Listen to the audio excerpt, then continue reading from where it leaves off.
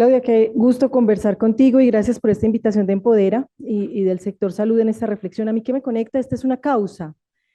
Yo trabajo por el desarrollo sostenible desde la educación, entonces, digamos, el ODS de la educación, pero especialmente el ODS 5, el Objetivo de Desarrollo Sostenible número 5 de igualdad nada más, pero nada menos, es para mí un propósito de vida. Algunas de ustedes hablaban hace un rato de cómo un proceso de fortalecimiento de capacidades, mentoría, acompañamiento cambia la vida y caer en la cuenta de los sesgos, prejuicios y cómo podemos transformar la propia realidad desde una dimensión de liderazgo para afectar la vida en familia positivamente, la dimensión organizacional y la industria es sin duda alguna para mí una inspiración y una necesidad. Y pienso en esto de las generaciones futuras desde esa visión de desarrollo sostenible. Yo me comprometo con mi hija y con las futuras generaciones a abrir camino. Otras lo hicieron por nosotras, otros también contribuyeron en esa alianza para que tuviéramos esta posibilidad de estar aquí y que nosotras tengamos una voz legítima y sea escuchada. Entonces es mi compromiso y mi inspiración. Ay, gracias, Diana. Para mí también es un placer estar contigo. Sí, parece que el micrófono no funcionara, pero funciona. Eh, bueno, ¿qué me ha inspirado a mí? Yo, a diferencia de algunas de ustedes, sí, no he tenido una historia de vida como tan sencilla en donde me decían, sí, tú lo puedes todo. Realmente yo he sido como una activista desde pequeña. Para mí, claramente también es una causa. Yo era una rebelde con causa desde el colegio, un colegio pues muy religioso en donde sí nos educaban para ser amas de casa, para ser mamás, nos dictaban bordado, cocina, si haces esto no vas a conseguir marido el día de mañana. Y sí nos orientaban a estudiar carreras muy feminizadas. Digamos que en mi caso, pues yo estudié derecho, soy abogada, y a veces digo cada día menos abogada, pero además en mi familia hubo una condición especial y aparte de este tema del colegio en donde nos educaban para eso y a mí lo que me gustaba era leer y era investigar y yo decía, pero esto es otra cosa lo que yo quiero hacer en la vida. Yo no, yo me imaginaba como Sor Juana Inés de la Cruz. Encerrada leyendo, investigando, escribiendo poemas y novelas, algo así. Pero además, eh, pues mis papás tuvieron un hijo maravilloso, que es mi hermano, que le salió gay. Y entonces, yo digo, le salió muy jocosamente, pero en realidad, pues esto fue un drama en mi casa. Era una persona que inicialmente, pues estaba enfermo. Realmente, mi hermano, las posibilidades laborales que tuvo aquí en Colombia fueron muy escasas y a mi hermano le tocó irse del país. Y cuando él se fue del país, él era mi hermano del alma y para mí fue dolorosísimo. Muy doloroso porque yo dije, esto no le puede volver a pasar a nadie en este país. Hoy en día mi hermano es una persona que pues, es casado, vive en Suecia, tiene una vida, yo digo, maravillosa, lleva ya 10 años de matrimonio, que es un ejemplo para todos, además, y los dos son unos profesionales súper exitosos. Entonces, mi inspiración es una mezcla como de activismo infantil en su momento, con una historia de vida personal, pero además, posteriormente, entro yo a trabajar a una EPS y en esa EPS empieza a llegar mucha gente diversa a mi área legal que manejaba todas las tutelas. Y aprendí a trabajar de la mano con muchas personas diversas y de pronto me llega un premio que es el premio de toda una vida a la mejor abogada en Latinoamérica de la Chambers and Partners por fomentar la diversidad de género en Latinoamérica. Yo lo primero que hice fue cuando me llamaron, no me la creí, por supuesto, como todas, les dije, se equivocaron, no soy yo. Primero, yo no soy tan vieja, como así que toda una vida. Y segundo, ¿qué tan extraño he hecho yo? Y entonces ahí dije, me puse a retomar mi vida hacia atrás, laboral, académica, y ya entendí un poco que con lo poco que había hecho, y perdón la redundancia, algo había hecho. Y dije, este premio, que fue en el 2016 no puede ser el final de algo, sino que este premio tiene que ser, es el principio de en donde yo esté, empezar a trabajar por estos temas porque yo no siento que me merezca este premio. Yo siento que necesito hacer mucho más por él. Entonces, realmente, cuando pasó esto en 2016, octubre, yo creo que al 500% empecé a trabajar en estos temas y empecé a formarme porque yo no tenía formación. Eso es importante. Es decir, conceptos tan básicos como los techos de cristal, la primera vez que yo lo vi, de que me están hablando y yo ya me había ganado ese premio y yo no sabía ni qué era un techo de cristal. Entonces me empecé a formar, empecé a leer mucho, gracias al curso, al diplomado del TEC de Monterrey, que lo estamos en Cruz Verde bajando a todos, mejor dicho, queremos bajarlo a toda la compañía, al auxiliar de montacargas, a ese queremos que se crea que puede ser líder, pero no solamente hombre, obviamente, sino esa mujer que se atrevió a ser auxiliar de montacargas, que ella pueda creérselo, bueno, eso lo estamos haciendo, entonces ya lo estamos bajando a todos los niveles. Entonces, para mí eso es la inspiración, como que tuve una mezcla de todo y pienso que, como decía Ana Dolores, esto es un propósito de vida. Yo no me imagino mi vida en el lugar en el que esté sin defender esta causa. Y lo hago para dejarle un mundo en el presente mejor, no solo a mi hija que vive en Canadá y que allá las cosas ya son diferentes, sino a todas las personas que me rodean, abrazando no solamente el tema de mujer, sino abrazando todas las diversidades, porque entendí además que no es solo una. Y entonces no, espérense que esta dejémosla para después, no, no, no, espérense. Si no abrazamos todas las diversidades, eh, algo tenemos que revisarnos nosotros mismos. Perdón lo extenso, pero pues eso es.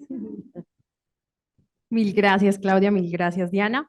Bueno, para continuar, quiero iniciar este conversatorio con una pregunta muy interesante y es, ¿qué se entiende por tener una perspectiva de género en el sector salud?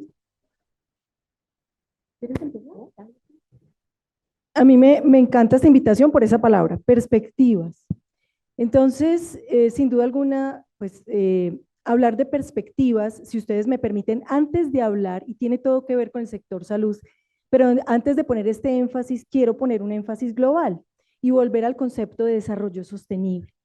Y es en 1987, la Comisión de Brundtland, yo creo que todos la conocemos, pero repasemos un poco esto de cómo es necesario garantizar que tengamos hoy todas las necesidades satisfechas sin sacrificar las capacidades de las futuras generaciones.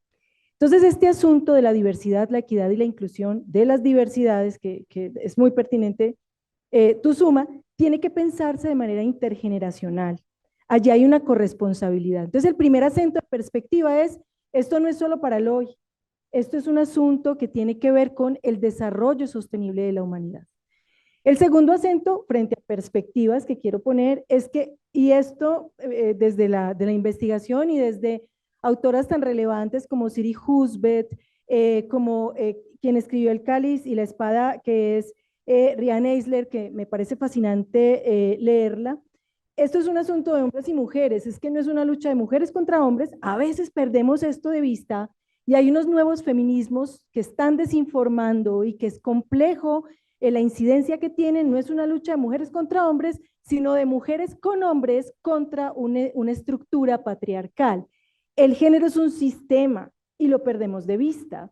Y en eso entonces incidir desde otra mirada es clave. Si ustedes me permiten una cita pequeña de esta autora que les menciono, el problema no son los hombres como sexo, sino los hombres y mujeres tal y como deben ser socializados en un sistema de dominación.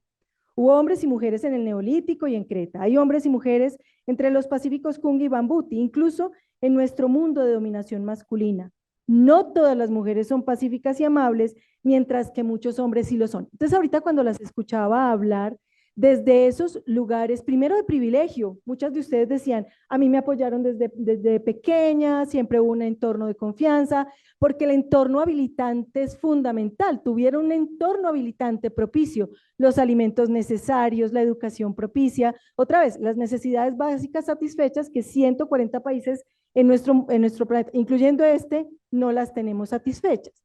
Entonces, ese lugar de privilegio hay que reconocer cómo incide en lo que en la salud es fundamental y son sus usuarias. Y estamos hablando como esas comprensiones que ustedes están adquiriendo como lideresas y como hombres líderes aliados, se reflejan en esas hombres y mujeres con relación a la prevención y atención de las violencias, con relación a su salud sexual, a su salud reproductiva, a esta mirada de sesgos, porque ahorita lo mencionaban y es clave, sesgos y prejuicios que ha marcado inclusive las formas de comercialización de los productos y servicios médicos.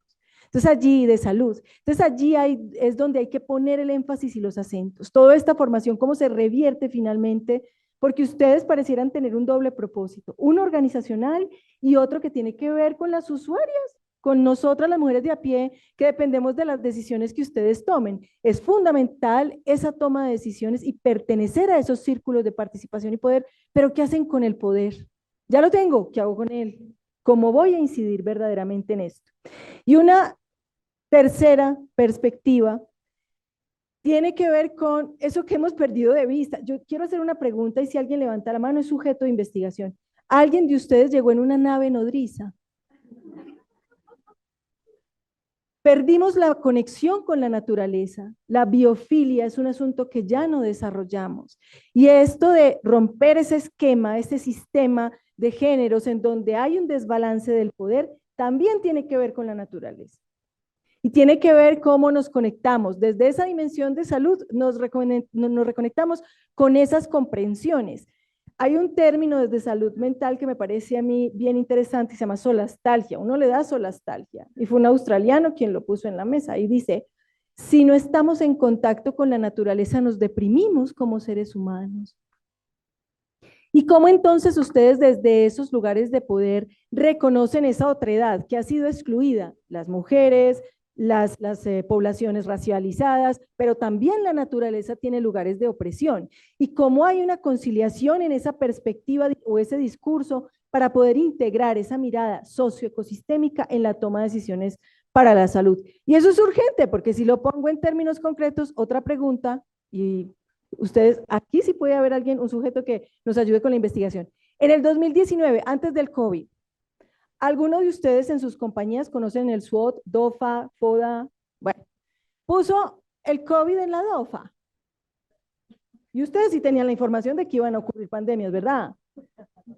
Entonces, ¿qué hacemos con esa visión más integradora que tiene que ver con nosotras, que tiene que ver con esa reconexión con los sistemas naturales? Entonces, allí otra perspectiva que también pongo en la discusión como acento, que no es tan específica como los indicadores que ustedes hablaban ahora, es clave. ¿Cómo se mide cualquier esfuerzo? A través de indicadores. Cuando hay indicadores en una compañía de incentivos, las cosas funcionan.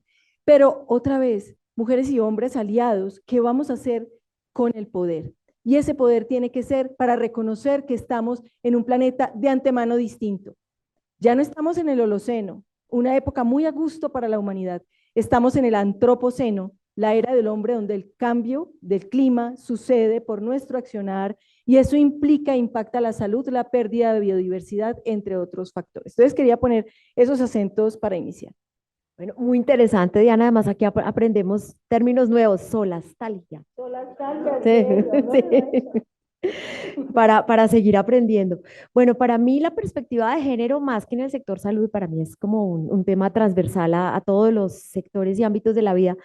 Es básicamente una herramienta, es una herramienta en donde tenemos que ser conscientes de que los llamados determinantes sociales en sus cuatro capas, lo que tú decías, la situación de privilegio, la alimentación, la cultura, la educación, el clima, las redes sociales hacen parte ahora, es la famosa tercera capa de los determinantes sociales, cómo todo eso está incidiendo en unos desequilibrios entre mujeres y hombres, o lo que cada cual quiera reconocerse. Ahora tenemos población no binaria, yo en mi área ya contraté el primer no binario de Cruz Verde y ha sido todo un desafío porque nos toca aprender también. Entonces, todos estos determinantes sociales son los que generan en muchos casos los desequilibrios. Creo que gran parte de nuestras acciones y de nuestras políticas en el sector público y en el sector privado, para mí claramente sí tienen que ir, digamos, orientadas a, digamos, a ver detrás de esos determinantes sociales en qué podemos como empresa o como familia, desde el lugar en el que estamos, y si estamos en el gobierno, pues a través de políticas públicas, ¿cómo podemos incidir en eso? ¿Qué pasa en el sector salud? Nosotros decimos, no, en el sector salud, en nuestra empresa, el 70%, en Cruz Verde el 76% de las personas somos mujeres y nos sentimos muy felices. Y claro, ya nos ponemos a ver a nivel de la pirámide. Bueno, nuestra pirámide realmente es buena para las estadísticas nacionales e internacionales que hay. En el comité directivo hay paridad, 50-50. Todavía nos falta un tema en juntas directivas. Por ejemplo, en Medicarte yo fui la primera mujer y soy en la actualidad la única en la junta directiva. Pero con estos pequeños pasos yo creo que podemos irlo logrando. Entonces, digamos un poco, ¿qué pienso yo?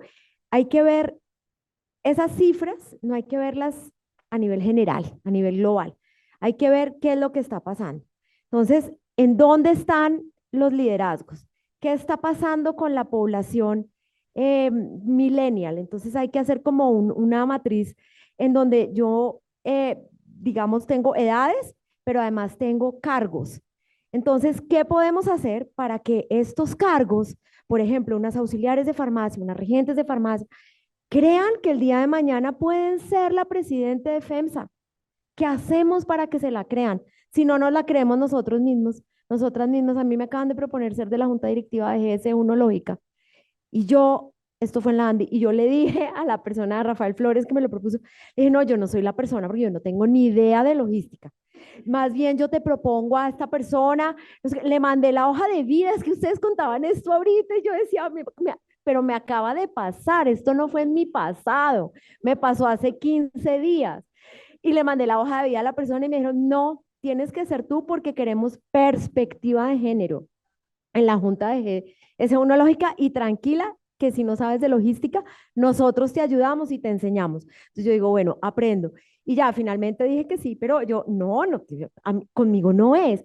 Entonces el tema de perspectiva de género en estos ámbitos, digamos, además de niveles de juntas directivas, son supremamente importantes porque lo que decía Diana, en un momento dado, pues somos privilegiadas al tener el poder, pero ese poder tiene que servir para servir. O sea, la utilidad de ese poder tiene que ser el servicio de la equidad. En Cruz Verde tenemos un plan que se llama JEDI, no se llama DEI, de diversidad, equidad e inclusión, no, se llama JEDI. Primero porque el nombre creo que conecta como con muchas personas, pero este es todo un programa en donde lo que estamos haciendo es afectando y, digamos, identificando todos estos determinantes sociales para ver cómo los intervenimos para lograr una equidad y una diversidad y una inclusión y una justicia social, por eso es la J de JEDI. Justicia social no solo a nivel de la compañía, sino a nivel de las comunidades en que impactamos. Entonces, para mí, esa perspectiva de género es una herramienta y por eso creo súper necesario que sigamos aprendiendo. Es decir, la capacitación para la acción es un tema vital desde la misma palabra, porque yo, por ejemplo, las personas de mi colegio, mis compañeras de colegio con las que tuve una reunión, les hablé del tema perspectiva de género. Uy, no, eso es lo que está tratando de meter el gobierno en las cartillas de no sé qué. Ustedes no tienen ni idea qué es perspectiva de género. Y toca explicarles qué es perspectiva de género para que no se vea como un tema de la izquierda, perdón, de la izquierda, un tema mamerto o un tema radical, que esa es la otra. Puede que uno sea de la ideología política que sea, pero lo ven como un concepto radical. Entonces, lo primero que hay que hacer es difundamos qué es perspectiva de género. Y la labor que ha hecho Empodera en la difusión de esos conceptos a nivel de las redes ha sido increíble. Yo confieso que me la voy a copiar para mi organización porque creo que son conceptos que tenemos que divulgar para las comunidades. ¿Me permites sumar solo una idea a lo que decías ahora? Y se ha politizado el término, pero entonces hay argumentos. Hay estudios muy interesantes que muestran cómo la diversidad, la equidad y la inclusión mejoran la productividad de la compañía, inclusive la rentabilidad. Entonces hay otros lenguajes, porque esto, bueno, si el argumento es rentabilidad, pues en buena hora, pero entonces hay estudios que muestran que esto sí tiene un impacto con a veces creo que hacemos estudios para cosas obvias, pero necesitamos mostrar que esto sí es así. Si hay diversidad de miradas, hay mayor innovación. Si hay mayor innovación, inclusive el debate, y esto incide en la rentabilidad, sin duda alguna, y en la sostenibilidad de las compañías. ¿Qué pasa? Nos resistimos a escuchar al que es distinto. Y ahí es donde entra el sesgo y el prejuicio, eso se gestiona de antemano, no es algo que podamos transformar necesariamente, pero sí gestionar. Entonces, como nosotros tenemos un reconocimiento, un gobierno de los mismos para aprovechar el valor que tiene la diversidad en el impacto de las compañías y de la sociedad en general. Mil gracias, Diana. Mil gracias, Claudia. Muy interesante, sobre todo los conceptos que has introducido hoy, Diana. No tenía ni idea de la solastalgia. Increíble. Bueno, para continuar, quiero invitarlas a que compartan un poquito acerca de cuál es el contexto actual de la mujer en el sector salud de Colombia.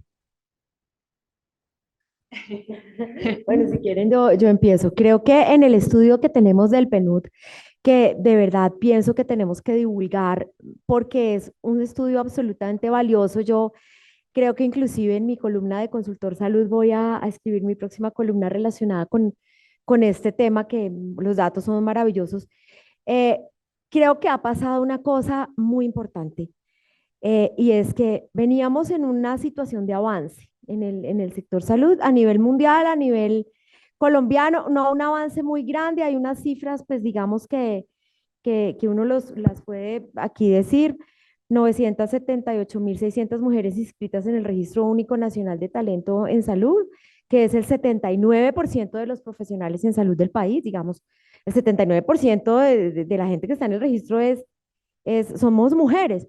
Pero, por ejemplo, no hay un registro de las que no somos profesionales de la salud, pero estamos manejando temas de salud y que en realidad somos muchas de las que ya estamos en posiciones por encima. No hay un registro de eso. Lo único sería sacarlo pues de datos de las cámaras de comercio, de juntas directivas, de representaciones legales, pero pues en este registro no están. Pero sí este indicador que dice que definitivamente el tema del cuidado y el tema de la asistencia, de lo asistencial, está absolutamente feminizado. Esa es una de las primeras labores que nosotros tenemos que hacer: es ¿por qué está feminizado? ¿Por qué no podemos hacer como en Canadá, donde acabo de estar, donde hay un programa específico que creó el gobierno para formar cuidadores hombres y mujeres? Pero si eres hombre, te dan un incentivo adicional. Entonces, digamos, ¿por qué no, por qué todas estas profesiones aquí en estos países latinoamericanos tienen que ser tan feminizadas? O hay, al contrario, profesiones súper masculinizadas. Y eso creo que es algo en lo que tenemos que trabajar, que de estas cifras, pues se deducen.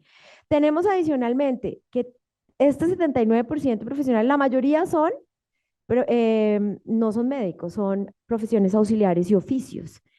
Y en medicina todavía la mayoría son hombres. Entonces, ¿qué nos pasa ahí? ¿Cuáles son las dificultades que tenemos las mujeres para ser médicas? Los horarios, los autosesgos, la familia. ¿Cómo voy a hacer turnos? Voy a encontrarme con un esposo celotípico que de pronto no me va a dejar hacer turnos, o voy a hacer viajes a congresos científicos y no voy a poder hacerlos porque es que si no mis hijos y mi familia. Es decir, ¿qué obstáculos tenemos nosotros para esto? Pero además de estas cifras, pues hay una cifra a nivel mundial que me dejó aterrada, y es que solamente de la Organización Mundial de la Salud, y es que solo el 5% de posiciones directivas en el mundo en instituciones de salud son ocupadas por mujeres. Eso es en el mundo, imagínense en Colombia. O sea, y esto es un estudio del 2022. Entonces, creo que es complejo. Y un tema que me pareció también bien interesante es cómo con la pandemia retrocedimos. Nosotros creemos que ya habiendo ganado los derechos y habiendo avanzado, esto no puede retroceder. Y fíjense lo que pasó con el tema del aborto en Estados Unidos. Independientemente de lo que moralmente pensemos del aborto, digamos, ya cada cual elegirá. Es un retroceso que ha habido como en los derechos humanos. Pero entonces, en el estudio del PNUD se ve cómo retrocedimos en el sector salud, en empleabilidad de mujeres en Colombia. ¿Quién se quedó? Dos personas, dos médicos, o un médico y una enfermera, para estereotipar el tema.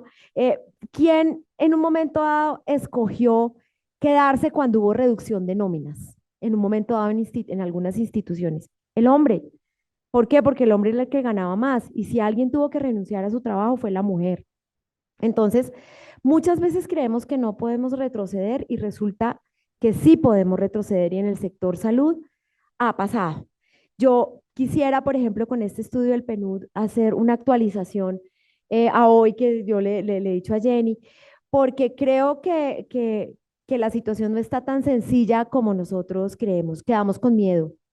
Es decir, las mujeres además quedamos con mucho más miedo inclusive que los hombres, y por nuestros hijos, por nuestros padres, por todo. Entonces, yo tengo la percepción, que me da la certeza la cifra del 2022, de que retrocedimos en el sector salud. Y creo que lo que tenemos que hacer es avanzar. Por ejemplo, no hay una sola mujer presidente de EPS. Y yo recuerdo hace 10 años había como tres. ¿Cómo es posible que no haya una sola mujer presidente de EPS que en un momento dado pueda tomar decisiones como vamos a poner en la sede de la EPS un baño para todos? Y resulta que el baño para todos lo que hace es que la gente no vaya al baño, porque a las mujeres nos da asco ir al baño de los hombres. No porque pensemos que allí a que nos vaya a pasar algo, es que nos da asco. Realmente. Entonces, este tema de cómo estamos en el sector salud en Colombia, las cifras están a su disposición en el estudio del PNUD, pero lo que sí percibimos es que con el COVID definitivamente hubo horas menos remuneradas, hubo menor empleabilidad y hubo más miedos, lo resumo como en esos tres, y creo que retrocedimos como en este aspecto y que tenemos que volver a trabajar por ello y nunca podemos dejar de hacerlo. Miren lo que me pasó hace 15 días. Las mujeres seguimos con sesgos, seguimos con miedos y si no los trabajamos constantemente, pues no les quiero decir que nos pueda pasar. Tema importante también en el sector salud en mujeres, salud mental. Ya todos los estudios han dicho que somos súper más vulnerables a todos los temas de salud mental y no hablamos de ello. Y nos da susto si le decimos a nuestro jefe o a nuestra jefe que tenemos un tema de salud mental y resulta que las depresiones y estos temas son absolutamente comunes y no solo comunes, sino que tenemos más incidencia, o sea, hay más incidencia como género y creo que es un tema del que nos da miedo hablar. Nosotras mismas aún estigmatizamos, pero al revés, no se estigmatizan. Y creo que es un tema que pudiéramos ahondar aquí en Empodera, de cómo influye el tema de la salud mental y las redes sociales que les decía al principio, en todo este tema de género en el sector salud. Creo que acá les pueden dar una perspectiva un poco más amplia, Diana, de lo que hablamos y No, pero gracias, Claudia. Yo creo que el tema de las conversaciones incómodas es urgente en estos procesos. No hablamos tampoco de climaterio en las compañías. Y son temas que tenemos que conversar y hablar entre todos y todas. Yo quiero, frente a contexto, otra palabra que me gusta, voy a llevarla a otro lugar. No tan específico desde la industria y sus compañías y cómo ustedes han evolucionado en esto de la toma de decisiones y participación, que finalmente es inclusión. Diversidad es contar cabezas, inclusión es hacer que esas cabezas cuenten. Entonces, en esa dinámica hay algo que es clave, que es Colombia es el séptimo país con mayor vulnerabilidad al cambio climático. ¿Y eso qué tiene que ver con salud? Todo, todo. Entonces, ¿cómo nos estamos preparando en esa conversación desde una perspectiva de género? Porque las mujeres somos quienes mayor vulnerabilidad tenemos a esa afectación del cambio climático. Perdónenme. Entonces, los temas de pobreza, desigualdad, afectan o redundan o profundizan esta vulnerabilidad a la que estamos expuestos y ya estamos viendo un poco las consecuencias. Esta es una era del antropoceno que tiene una palabra que a mi juicio y que lo diga un científico es muy delicada. Vivimos en tiempos de incertidumbre. Entonces, ¿cuál es nuestro rol frente a las usuarias y las beneficiarias y cómo esos nuevos lugares de toma de decisiones francamente contribuyen a reconocer ese contexto de incertidumbre y novedades que va a impactar el sector salud? El otro tema es recordar el Foro de Igualdad de Género en París que se realizó en el 2021. En 1995 en Beijing se plantea que en el 2045 como humanidad vamos a hablar de igualdad y vamos a hablar de que no va a haber violencias de género, que tanto nosotros podemos siquiera pensar que esto sea posible. Solo los Objetivos de Desarrollo Sostenible nos plantean una meta al 2030 de erradicar todas las violencias que viven mujeres y niñas. ¿Será que lo vamos a poder lograr? ¿Cómo como sector salud también nos alineamos y Empodera se alinea con estas metas del desarrollo sostenible? Porque ahí está nuestra mirada final. Ese es el propósito realmente. Cuando las escucho hablar, que me ha parecido muy ilustrativo, entre otras cosas, y los escucho hablar, esto de participar en los roles de tomadores de decisiones es crítico, pero otra vez el poder para qué. Y si no estamos contextualizados en un mundo de plano distinto, ¿cuáles son las decisiones que vamos a tomar? ¿Redundarán en una cacofonía de las mismas cosas? El Foro Económico Mundial en 2020, en un reporte bellísimo que habla de negocios y naturaleza, dice de plano, los negocios tradicionales no tienen lugar. Primero, porque no van a ser sostenibles, tú hablabas algo crítico y son las nuevas generaciones. Y segundo, pues porque sí, estamos en otro contexto y en otra posibilidad. ¿Cómo ustedes piensan esto dentro de sus compañías y cómo activan también ese rol que tenemos nosotras como líderes de cambio? No he hablado desde lo personal, me voy a dar una ventanita para hacerlo. Yo trabajo en la Facultad de Administración de la Universidad de los Andes. Yo sé que todos ya tenemos allí un imaginario, ¿no? Casi que uno se hace un arquetipo de lo que estamos hablando. Yo me resisto a esas miradas prejuiciosas o de sesgos de las instituciones. Y empecé a buscar becas y hace poco gradué una cohorte de 60 afrocolombianos y afrocolombianas que estudiaron una de estas maestrías en esa facultad. Nos cambió el discurso, nos obligó a tener conversaciones difíciles de racismo, sexismo, todas las conversaciones para recibir esta fuerza de estudiantes. El cambio es posible y esa acupuntura estratégica, nosotras como mujeres, algunas decimos, pero no me pongan tanto, además de llegar a ser líder, pues tengo que ayudar a la humanidad, sí, un poco sí. Estamos esperando que cada una de ustedes, que cada una de nosotras tenga ese rol de incidencia. Entonces quería hablar sobre eso, la mirada, el fin último, ¿esto para qué? Y es preocupante ese retorno del que tú hablas, porque sí es cierto y va pasando un cierto retroceso que tenemos que recuperar. Hay un teórico de Harvard que se llama George Serafim, hace un estudio bellísimo sobre las nuevas generaciones, porque no las entendemos, a mí me queda muy difícil entenderlas de plano, pero él dice algo que es clave, y es que primero tienen voz y son activistas, son distintas. Las niñas y las mujeres de hoy somos bien, las nuevas generaciones son bien distintas, tienen voz, le dan valor a otros asuntos distintos a la rentabilidad económica. Entonces ahí es cuando vemos, contratamos a la ingeniera de sistemas o al ingeniero de sistemas y renunció al otro día y se fue a viajar por el mundo. Sí, le dan valor a otros asuntos que para nosotros eran fijar, o sea, yo me acuerdo, o sea, que te puedas jubilar en los Andes es la meta, para esta gente no, es el sentido de vida, el propósito, y se conectan con otras dimensiones. Las nuevas generaciones requieren una mirada de diversidad, equidad e inclusión que no solo cuente cabeza, sino que haga que cada cabeza cuente desde esa visión del mundo. Y en eso reconocer cómo el sector salud inclusive en sus prácticas más tradicionales, en sus comprensiones más tradicionales, tiene que evolucionar. Y esa mirada de mujeres líderes que están, a mí la palabra empodera yo tengo cierta resistencia en principio, pero sé que es necesaria. Yo tengo poder, pero me ha costado llegar hasta aquí y otros me han ayudado a tener este poder. Entonces, ¿cómo esto nos ayuda a tener acupuntura estratégica en nuestra industria para un cambio en un contexto que de plano nos dice, este mundo no es el mismo que el anterior? Mil gracias, Diana, mil gracias, Claudia. Se nos está yendo el tiempo rapidísimo, no lo puedo creer. Para ir cerrando, y esta pregunta la miramos cuando tuvimos nuestra reunión esta semana, las tres, y esta pregunta me gusta mucho porque nos invita a ver una perspectiva desde el sector privado y desde el sector público, y que aquí donde Diana y Claudia vienen. Entonces, quería preguntarles para cerrar, ¿qué estrategias y políticas han incidido positivamente en la promoción de la equidad de género y ese cierre de la brecha salarial en el sector salud? Pues voy a desobedecer la pregunta un poquito. Tranquila.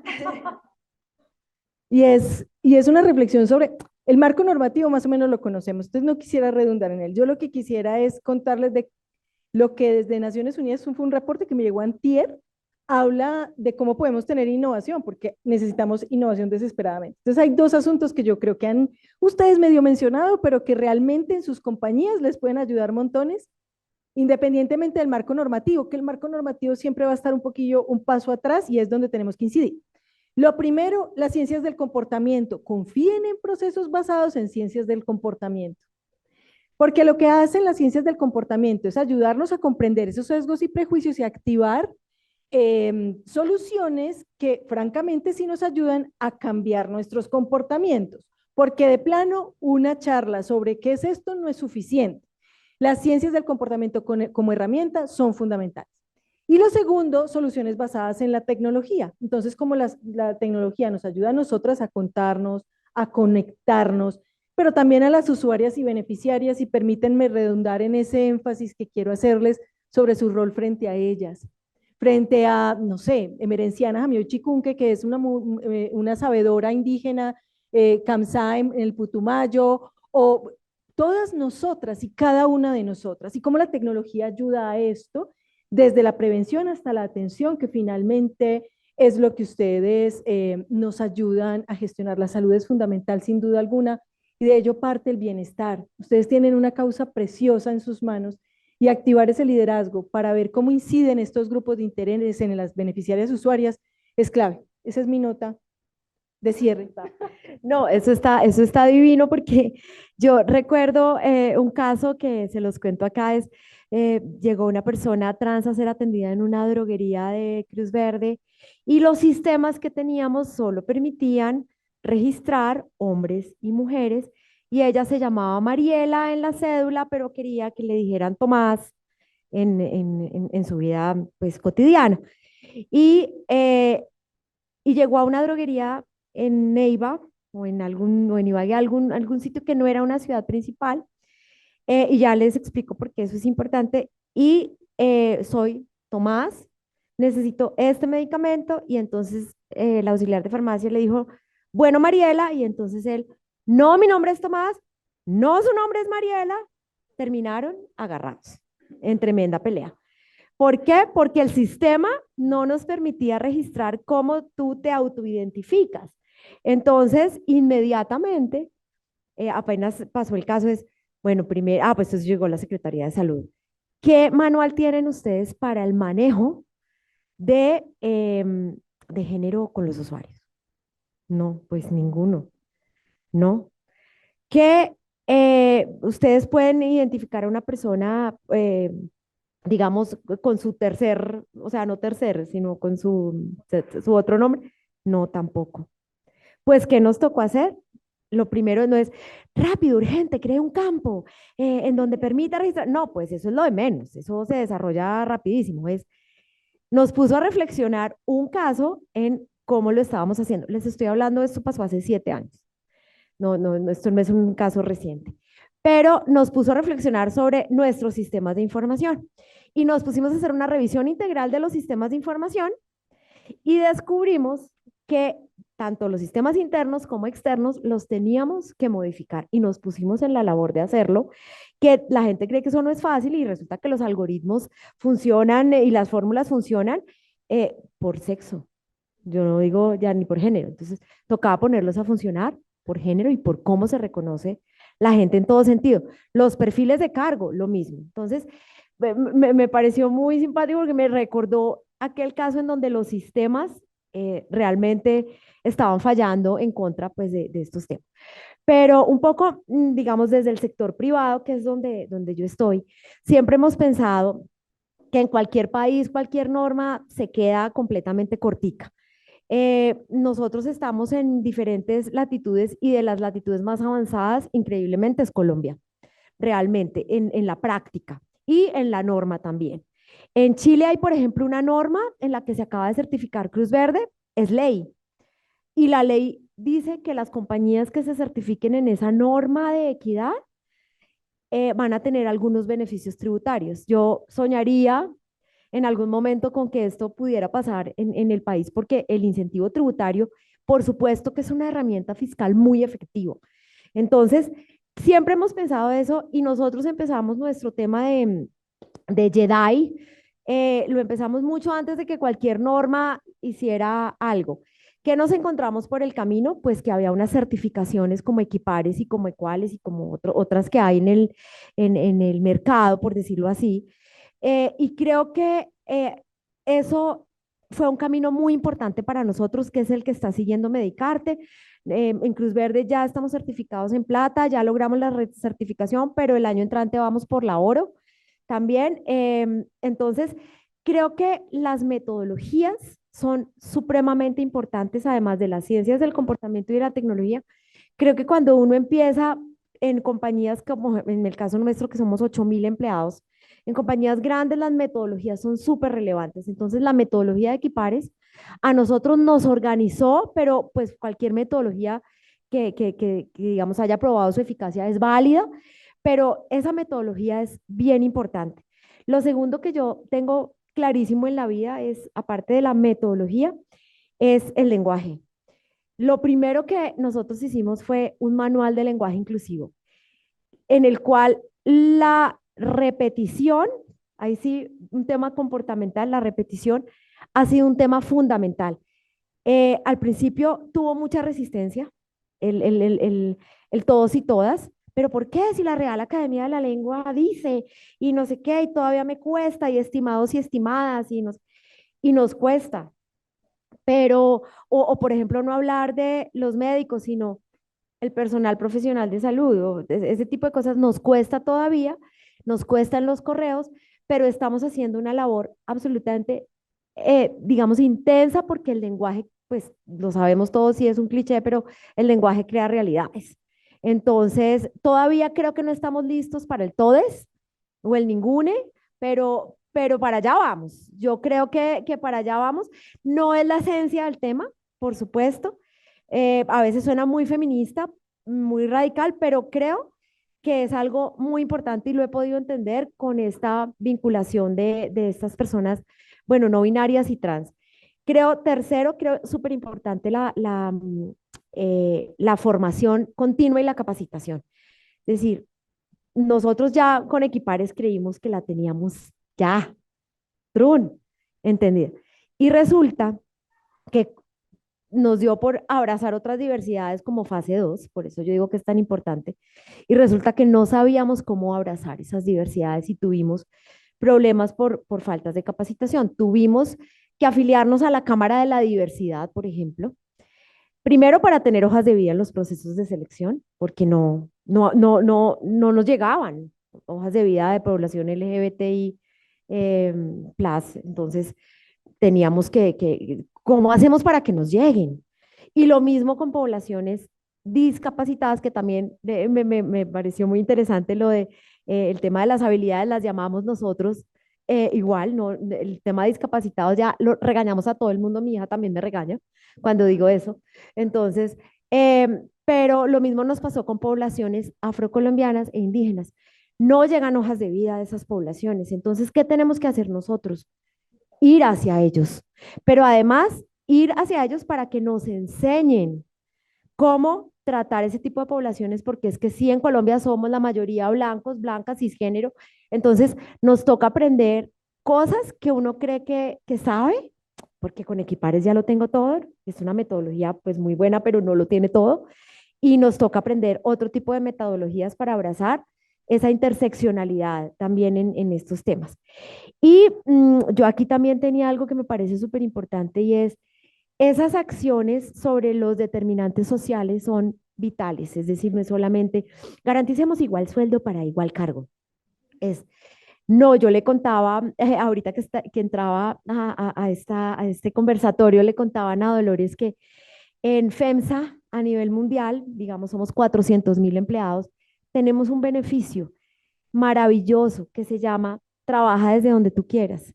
Y son 4 semanas que tenemos al año en donde podemos decir a qué país, ciudad, o si quiere quedarse en su casa, en el depósito, pues usted verá, pero nos podemos ir a donde estemos y podemos trabajar 4 semanas desde donde queramos. La flexibilidad horaria. Nosotros trabajamos 2 días a la semana, las áreas administrativas, 2 veces a la semana en la oficina y 3 híbrido. digamos, en la casa, o pues si nos toca salir, donde nos toque salir. Tenemos el viernes de balance, entonces los viernes ustedes salen más temprano, bueno, nosotros tenemos el último viernes de cada mes, es el viernes de balance en donde nos dedicamos a eso. Tenemos Flexi Day, si es cuadramos con nuestros jefes, también días flexibles para que podamos atender compromisos personales. Ese tipo de cosas no son solamente para mujeres. Las nuevas generaciones valoran infinitamente estos temas. El otro día hicimos una encuesta. ¿Cuál es el beneficio más valorado de Cruz Verde en Colombia? El viernes de balance y trabaja desde donde tú quieras.